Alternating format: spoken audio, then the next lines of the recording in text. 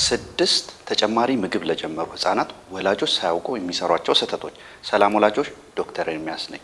እነዚህ ስህተቶች በነገራችን ላይ ህፃናት መራሽ ተመጋቢ እንዲሆኑ፣ ክብደታቸው እንዳይጨምር እንዲሁም ደግሞ በአለርጂ እንዲጠቁ ያደርጋል። እስከ መጨረሻው ተከታተሉ። የመጀመሪያው ወላጆች የሚሰሩት ስህተት ህፃናትን ምግብ ሲያስጀምሩ ቀድሞ ማስጀመር ነው። ህፃናት ምግብ መጀመር ያለባቸው 6 ወራቸውን ሲጨርሱ ወይንም 180 ቀን ከደፈኑ በኋላ ነው። ከዚህ በተጨማሪ ደግሞ ለምግብ ለመጀመር የሚያሳያቸው ምልክቶች አሉ። በራሳቸው ቁጭ ማለት፣ አንገታቸውን መደገፍ እንዲሁም ደግሞ ወላጆች ሲበሉ መጓጓት፣ ከዛም ባለፈ ደግሞ በምላሳቸው ምግብ በሚሰጣቸው ሰዓት አለመግባት። ስለዚህ ወላጆች እነዚህ ነገሮች በማየት ምግብ መጀመር ያስፈልጋል። ወላጆች ቀድሞ ምግብ በሚጀምሩበት ሰዓት ህፃናት በኢንፌክሽን እንዲጠቁ እንዲሁም ደግሞ ለአለርጂ ተጋላጭ እንዲሆኑ ኋላም ላይ ደግሞ ምግብን እንዲጠሉ ያደርጋል። ይህ አንደኛው ነው። ሌላውና ሁለተኛው ወላጆች አለርጂ የሚሆንባቸው ምግቦች ዘግይቶ ማስጀመር ነው።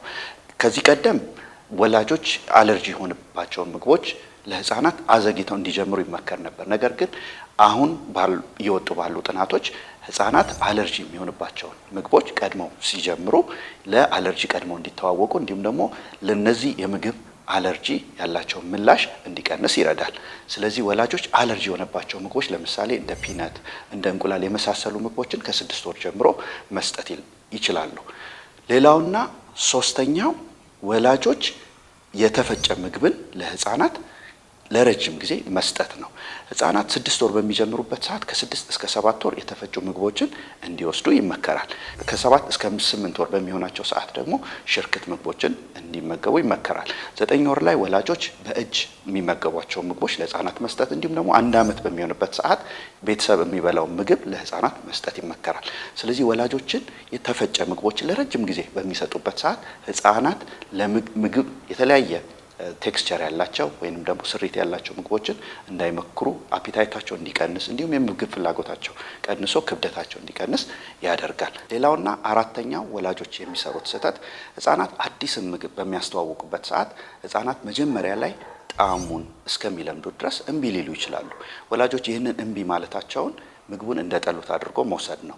ህፃናት አዲስ ምግብን በሚጀምሩበት ሰዓት ወላጆች ተስፋ ሳይቆርጡ ያንን ምግብ በመደጋገም ማለትም ከ10 እስከ 15 ጊዜ ይህንን ምግብ በተለያየ ጊዜ በመደጋገም ህፃኑን ለማስለመድ መሞከር ያስፈልጋል። ስለዚህ ህፃኑ እምቢ ብሎ ጠልቶታል ብሎ በቀጣይ ያንን ምግብ አለመስጠት ህፃኑን ይጎዳዋል።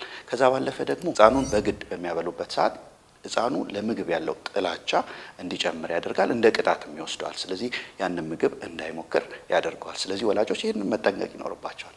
ሌላውና አምስተኛው ወላጆች የሚሰሩት ስህተት ለህፃናት ጨውና ስኳርን ያለ ጊዜ መጀመር ነው። ለምሳሌ የመጀመሪያው 1 ዓመት ለህፃናት ምግብ በሚሰሩበት ሰዓት ምንም አይነት ጨው መጠቀም የለባቸውም። እንዲሁም ደግሞ እስከ 2 ዓመት ድረስ ምንም አይነት ስኳር መጠቀም የለባቸውም። ይህ የምግቡን ጣዕሙን እንዳያውቅ በማድረግ ህፃኑ ምግቦችን እንዳይመገብ ያደርጋል።